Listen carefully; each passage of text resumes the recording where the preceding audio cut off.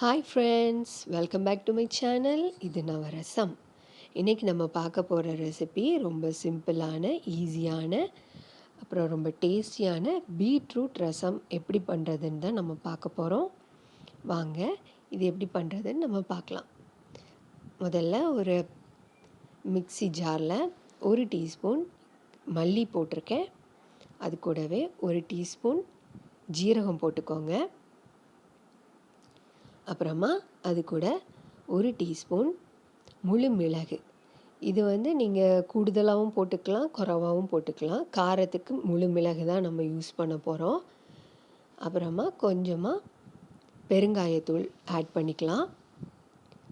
அது கூடவே கொஞ்சம் மஞ்சத்தூள்.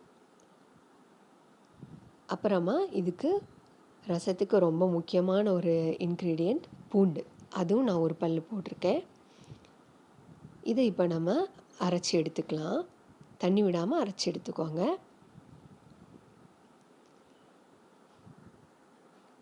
அப்புறமா இது நான் பீட்ரூட்டை நல்லா வேக வச்சு அதுலேருந்து அந்த தண்ணி எடுத்து வச்சுருக்கேன். இதில் தான் நம்ம இன்றைக்கி ரசம் பண்ண போகிறோம்.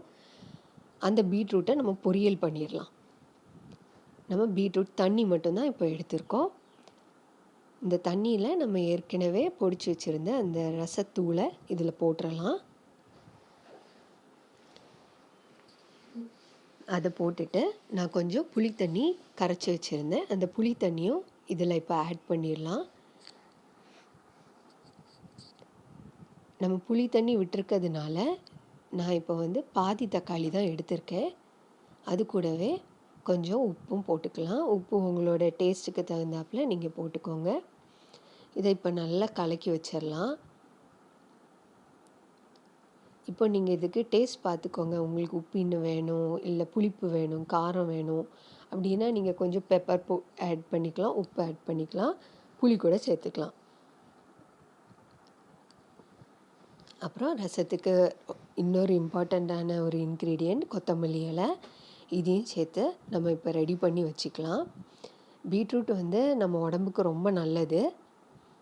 நம்ம இதை வீக்லி ஒன்ஸ் சேர்த்துக்கிறது ரொம்ப நல்லது.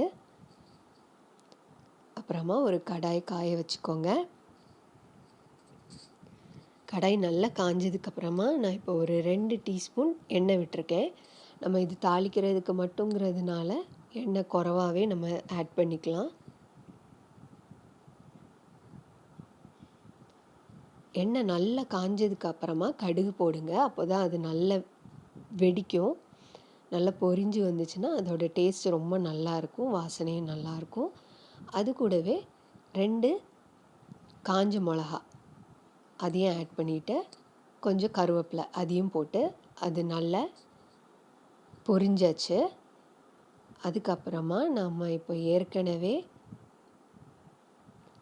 மிக்ஸ் பண்ணி வச்சுருக்கிற அந்த பீட்ரூட் கலவை அதை இதில் நம்ம விட்டுறலாம்.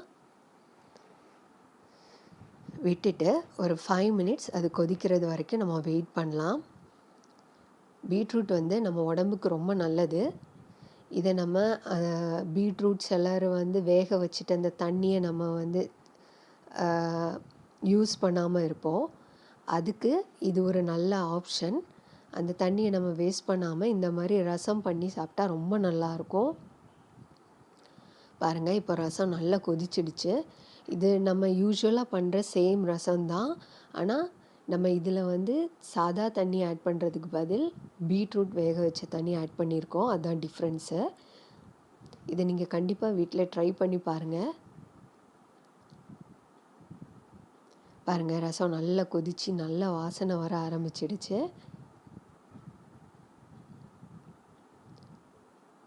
இப்போ நம்ம ஸ்டவ் ஆஃப் பண்ணிடலாம். ஆஃப் பண்ணிவிட்டு நம்ம வேறு பாத்திரத்தில் இதை மாற்றிடலாம். பாருங்கள், நல்லா மணக்க மணக்க சூப்பரான பீட்ரூட் ரசம் ரெடி ஆயிடுச்சு. இதை நீங்கள் வீட்டில் கண்டிப்பாக ட்ரை பண்ணி பார்த்துட்டு எனக்கு உங்களோட கமெண்ட்ஸை கொடுங்க. பாருங்கள், ரொம்ப சூப்பரான பீட்ரூட் ரசம் ரெடி ஆயிடுச்சு. தேங்க்ஸ் ஃபார் வாட்சிங். Bye friends.